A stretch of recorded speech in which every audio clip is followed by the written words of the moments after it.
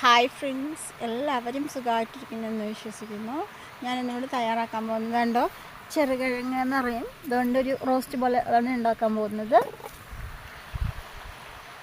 ഒന്ന് ലൈക്ക് ചെയ്യണേ, സബ്സ്ക്രൈബ് ചെയ്യണേ, തൊട്ടടുത്ത് കാണുന്ന ബെല്ലൈക്കൺ കൂടി ഒന്ന് പ്രസ് ചെയ്യണേ. ഇനി ഇത് വേഗം എങ്ങനെയാണ് ഉണ്ടാക്കാൻ നോക്കാം.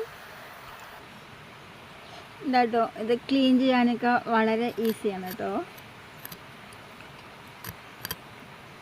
ഈ ചേമ്പും കിഴങ്ങൊക്കെ ഇല്ലേ, അതുപോലെ കേട്ടോ.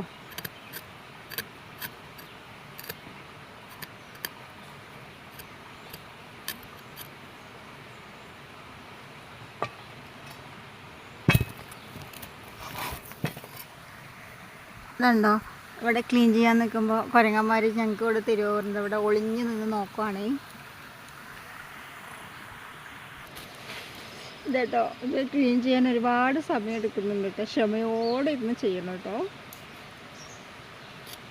കുറച്ച് വെള്ളത്തിൽ ഇടുവാണെങ്കിൽ കുറച്ചുകൂടെ ഈസി ആയിരിക്കും തോന്നുന്നു.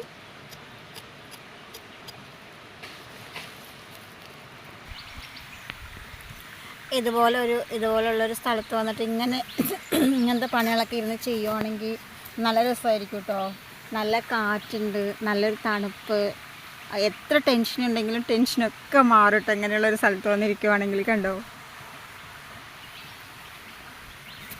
അങ്ങനെ ഈ പണിയും കഴിയും, ആ ഒരു ആസ്വാദനവും ആയി കേട്ടോ. ഇതാ അങ്ങനെ സമയം എടുത്തിട്ട് ഞാൻ ഇതെല്ലാം ക്ലീൻ ചെയ്തു കേട്ടോ. ഇതൊന്ന് വൃത്തിയായിട്ടൊന്ന് കഴുകിയെടുക്കണം. വേണ്ടോ, ഞാൻ ഇരുന്ന സ്ഥലത്ത് നല്ല വിഷമുള്ള പാമ്പുകളുള്ള സ്ഥലമാണ് കേട്ടോ. ഇന്ത്യയിലെ ഏറ്റവും വിഷം കൂടിയ ഇനം പാമ്പുകളുള്ള സ്ഥലമാണ് കേട്ടോ അവിടെ. നമ്മൾ ശ്രദ്ധിച്ചിട്ട് വേണം എല്ലാം ചെയ്യാൻ. ഇതുണ്ടോ, ഇവിടെയൊക്കെ അങ്ങനെ കല്ല് കെട്ടാനുണ്ട്. അതിനകത്ത് പാമ്പുകൾക്കൊക്കെ സുഖമായിട്ട് കിടക്കാൻ. കണ്ടു, ഇതെടുത്ത് കഴുകണം കേട്ടോ. നല്ല തെളിഞ്ഞ വെള്ളം, നല്ല ഐസ് പോലത്തെ വെള്ളം. ഇവിടെയൊക്കെ ഭയങ്കര രസമാട്ടോ, അങ്ങനെ കാണാനും ഇവിടെ ഇരിക്കാനൊക്കെ ഭയങ്കര രസമാണ് കേട്ടോ. ഇതൊന്ന് കഴുകിയെടുക്കാം.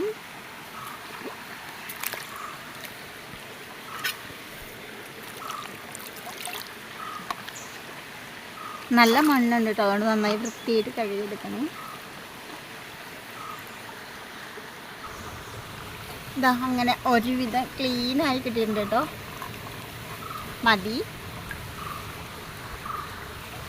ഇനി ഇതൊന്ന് കൊണ്ടുപോയിട്ട് അടുപ്പത്ത് വേവാൻ വെക്കണം. ഇതാ അങ്ങനെ ഒരു കുക്കർ എടുത്തു. അതിലോട്ട് നമുക്കിത് ഇട്ട് കൊടുക്കാം, ഈ കിഴങ്ങ് ഇട്ട് കൊടുക്കാം. ഇങ്ങനെ കുക്കറിൽ വേവുമ്പോൾ നല്ല സോഫ്റ്റായിട്ട് കിട്ടും കേട്ടോ. നമ്മൾ അടുപ്പിൽ വേവിച്ചിട്ട് വേറെ വേവിക്കുന്നതും ഈ കുക്കറിൽ ഇങ്ങനെ വേവിച്ചെടുക്കുന്ന രണ്ടും തമ്മിൽ വ്യത്യാസമുണ്ട്.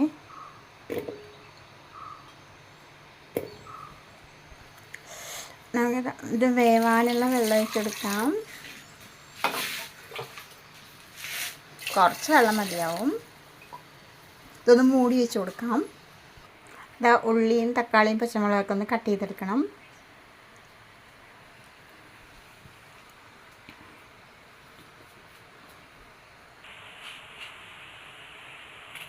ഇങ്ങനെ നീളത്തിൽ കട്ട് ചെയ്താൽ മതി, തിന്നായിട്ട്. കട്ടിങ് ബോർഡാണെങ്കിൽ കുറച്ചുകൂടെ ഈസി ആയിട്ട് കട്ട് ചെയ്യാൻ പറ്റും.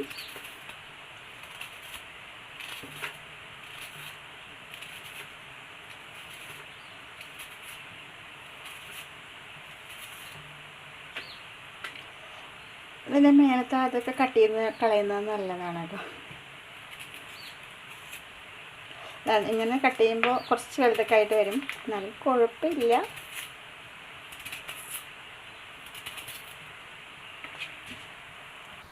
കുക്കറിൽ ഇത് ആവി വന്നു. അപ്പോൾ നമുക്ക് ഈ വെയിറ്റ് ഇട്ട് കൊടുക്കാം.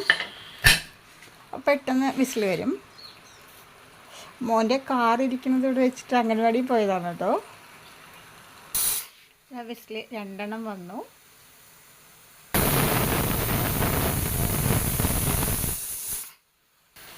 അങ്ങനെ ഒരു ചീനിച്ചട്ടി അടുപ്പത്ത് വെച്ചു. പുറത്ത് വെക്കുന്നതാണ്. ഞാൻ മഴയൊക്കെ പെയ്തിട്ട് അങ്ങനെ നനഞ്ഞ് കിടക്കുകയാണ്, കാരണം പുറത്ത് തീ കത്തിക്കാൻ പറ്റില്ല.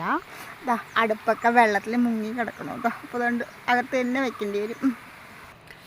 ലേശം മുളക്, മല്ലി നമുക്ക് ചീനിച്ചട്ടിയിൽ ഇട്ട് കൊടുത്തിട്ട് ഒന്ന് വറക്കാം. എണ്ണയൊന്നും ഇടുന്നില്ല, വെറുതെ വറുത്തെടുക്കാം.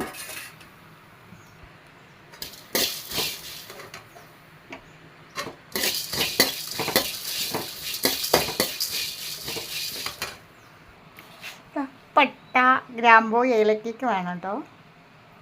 ഇതാ പെരിഞ്ചീരകമുണ്ട്, ലേശം ചെറിയ ജീരകമുണ്ട്, കുരുമുളകുണ്ട്. ഇതാ പട്ട മാത്രമുണ്ട്, ഗ്രാമ്പൂ ഏലക്കൊന്നും ഇല്ലാത്തതുകൊണ്ട് ഇത് ഇടുന്നില്ല കേട്ടോ. ഇതാ എല്ലാം അതിനകത്ത് ഇട്ടിട്ടുണ്ട്. ഇതൊന്ന് വറുത്ത് എടുക്കാം.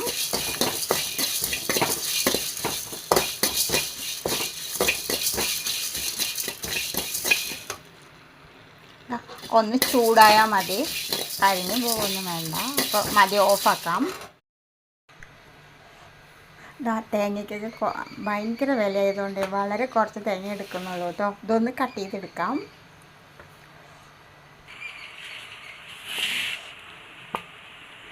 തേങ്ങ ഇങ്ങനെ കട്ട് ചെയ്യുന്നത് ചിലവുന്നതിനേക്കാട്ടിലും ഈസി ആയിട്ടുള്ള ജോലിയാണ് കേട്ടോ. വളരെ ഈസിയാണ്. നമുക്ക് എത്ര തേങ്ങ ആണെങ്കിലും ഇങ്ങനെ ചെയ്യാൻ പറ്റും. ചിലവാണെങ്കിലും അത് ഒത്തിരി പണിയല്ലേ.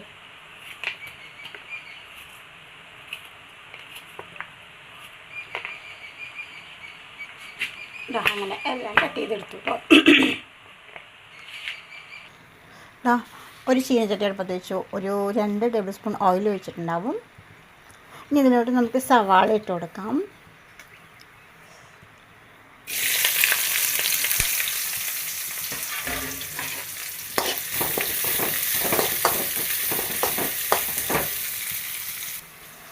കുറച്ച് ചെറിയ ഉള്ളി കേട്ടോ. നിങ്ങൾക്ക് വേണമെങ്കിൽ അത് കട്ട് ചെയ്യാം, അല്ലെങ്കിൽ കട്ട് ചെയ്യാതെ ഇടാം.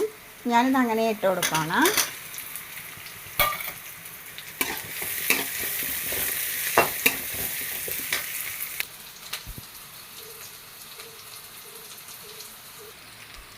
അതിലോട്ട് കുറച്ച് ഇഞ്ചി വെളുത്തുള്ളി പേസ്റ്റ് ഇട്ട് കൊടുക്കാം.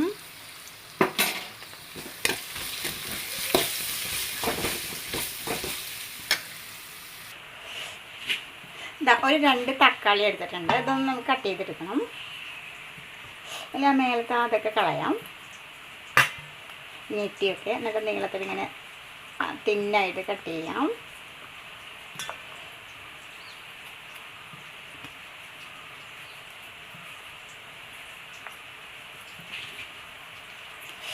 അത് കട്ട് ചെയ്തെടുത്തു. 2 പച്ചമുളക് കൂടെ കട്ട് ചെയ്യണം.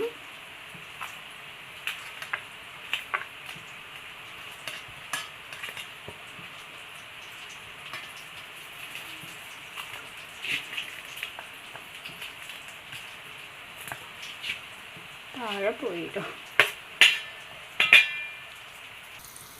കുറച്ച് കറിവേപ്പില കട്ട് ചെയ്ത ഇതൊക്കെ ഇട്ട് കൊടുക്കാം. ഇതൊന്ന് ഇളക്കി കൊടുക്കണം.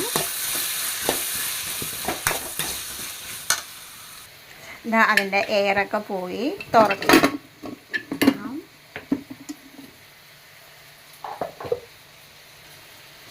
കിഴങ്ങുണ്ടോ തൊട്ടാണ് നല്ല സോഫ്റ്റ് ആയിട്ടുണ്ട്. ഇങ്ങനെ കിട്ടും. ഇത് കുക്കറിലിട്ടാൽ മാത്രമാണ് ഇങ്ങനെ കിട്ടുന്നത് കേട്ടോ. നമ്മൾ ആ വറുത്ത് വെച്ചത് തേങ്ങ എല്ലാം കൂടി ജാറിലിട്ടിട്ട് അരക്കില്ല കേട്ടോ. ജാറിന് അരയ്ക്കാൻ കറക്റ്റായിരിക്കും. കുറച്ച് തേങ്ങ അല്ലെങ്കിൽ കുറച്ച് ഈ സാധനമൊക്കെ ആകുമ്പോൾ അത് അരയാൻ ബുദ്ധിമുട്ടാവില്ലേ. അപ്പോൾ അത് കുറച്ച് എളുപ്പമായിരിക്കും കേട്ടോ. ആറിയിട്ടുണ്ട് നന്നായിട്ട്. ആദ്യം ഒന്ന് നമുക്ക് ഒന്ന് ഓൺ ചെയ്ത് പൊടിക്കണം, എന്നിട്ട് വെള്ളം ഒഴിച്ച് അരയ്ക്കാൻ പറ്റുള്ളൂ. അപ്പോൾ നന്നായി അരഞ്ഞിട്ടും. ഇതിപ്പോൾ ഇങ്ങനെ പൊടിഞ്ഞ് കിട്ടിയിട്ടുണ്ട്, നന്നായിട്ടൊന്ന് പൊടിഞ്ഞിട്ടുണ്ട്. ഇനി ഇതിൽ നമുക്ക് വെള്ളം ഒഴിച്ച് വെച്ചാൽ നന്നായി അരഞ്ഞ് കിട്ടും.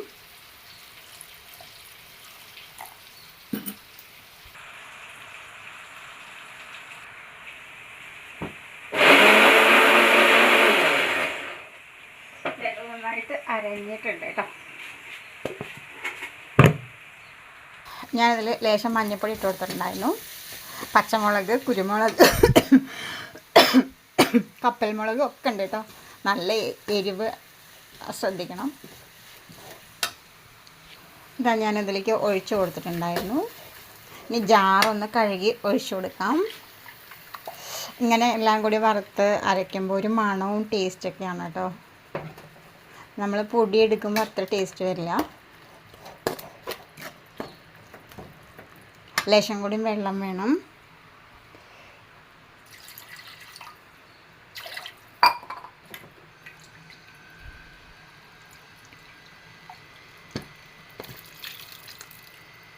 പാകത്തിന് ഉപ്പും കൂടെ ഇട്ട് കൊടുക്കണം.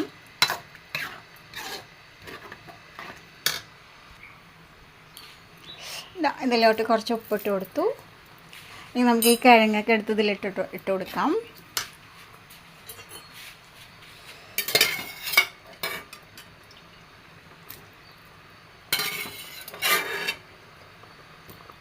ഇടിയപ്പം, പത്തിരി, അപ്പം, ഇഡ്ഡലി, ദോശ അങ്ങനെ എന്തിൻ്റെ കൂടെ വേണമെങ്കിലും കഴിക്കാൻ ടേസ്റ്റ് ആയിരിക്കും കേട്ടോ.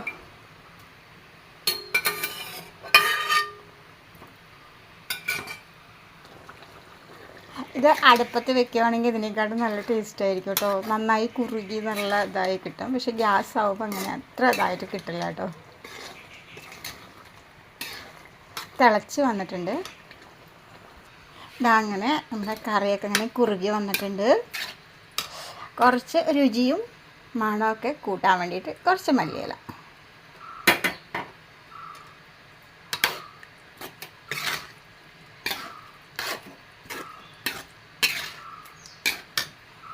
ഇതാ അങ്ങനെ ഉച്ച സമയമാണ്. അപ്പോൾ ചോറാണ് കഴിക്കാനായിട്ടുള്ളത്. അപ്പോൾ ഇതാ കുറച്ച് ചോറും കറിയും കൂടി കഴിക്കുക.